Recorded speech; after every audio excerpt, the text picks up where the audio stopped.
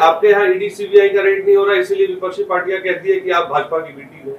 क्या सोनिया गांधी पर ED CBI का रेड हुआ है? आपका अगर तर्क ये है कि जिस पर भी ईडी सीबीआई का रेड न हो वो भाजपा का बी टीम है, तब तो सोनिया गांधी पर भी ईडी सीबीआई का रेड नहीं हुआ है। प्रियंका गांधी, राहुल गांधी के घर पर भी छापा नहीं पड़ा है, तो क्या भाजपा की बी टीम है? भाजपा की बी टीम है, ये कौन कह रहा है? ये राजद वाले कह रहे हैं। स्वाभाविक है, उनका वोट खिसक रहा है। जो मुसलमानों को भाजपा का डर दिखाकर पिछले 30-35 साल से राजद वाले उनका शोषण कर रहे हैं, अब उनको ये डर सता रहा है कि हमारे लालटेन में जिन मुसलमानों की खून पसीने को किरासन तेल बनाकर आप जला रहे हैं, अपने घर में रोशनी कर रहे हैं, वो मुसलमानों को, उन साथियों को आज एक नया विकल्प जनसुराज में मिल गया। अब इसको रोकने के लिए राजद के पास कुछ कहने के लिए है नहीं। राजद के लोग ये तो कह नहीं सकते हैं कि हम लोगों ने मुसलमानों के लिए, विकास के लिए क्या किया।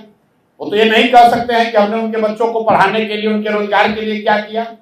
ये नहीं कह सकते हैं कि हमने मुसलमानों को राजनीतिक हिस्सेदारी, भागीदारी दी। तो अब उन मुसलमानों को दिग्भ्रमित करने के लिए वो क्या कहेंगे? यही कहेंगे कि भैया उधर मत जाओ। जैसे भाजपा से डरा रहे थे, वैसे जनसुराज से डरा रहे हैं। मुसलमान क्यों डरे उनसे? अगर आप जो कह रहे हैं कि ये भाजपा की बी टीम है, तो मुसलमानों को इसका जजमेंट करने दीजिए।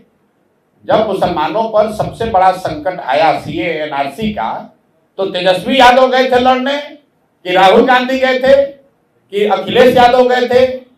कौन गया था? सीए एनआरसी की लड़ाई इसी प्रशांत किशोर ने ममता बनर्जी के साथ मिलकर बंगाल में लड़ी थी। और जिस नीतीश कुमार की आप बात कर रहे हैं, ये सीए एनआरसी कानून बनाने के पक्ष में इस आदमी ने वोट किया था।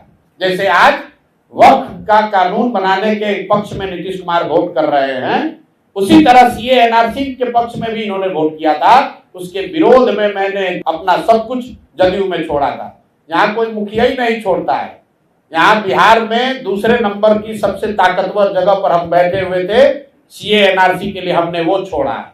और आप कह रहे हैं कि हम भाजपा के भी टीम है, तो भैया मुसलमानों को इसका निर्णय लेने दीजिए। हम कोई हिंदू मुसलमान की अगड़े पिछड़े की राजनीति करते नहीं हैं। हम लोग बिहार की राजनीति कर रहे हैं, बिहार के बच्चों की बात कर रहे हैं, उनके शिक्षा और रोजगार की बात कर रहे हैं।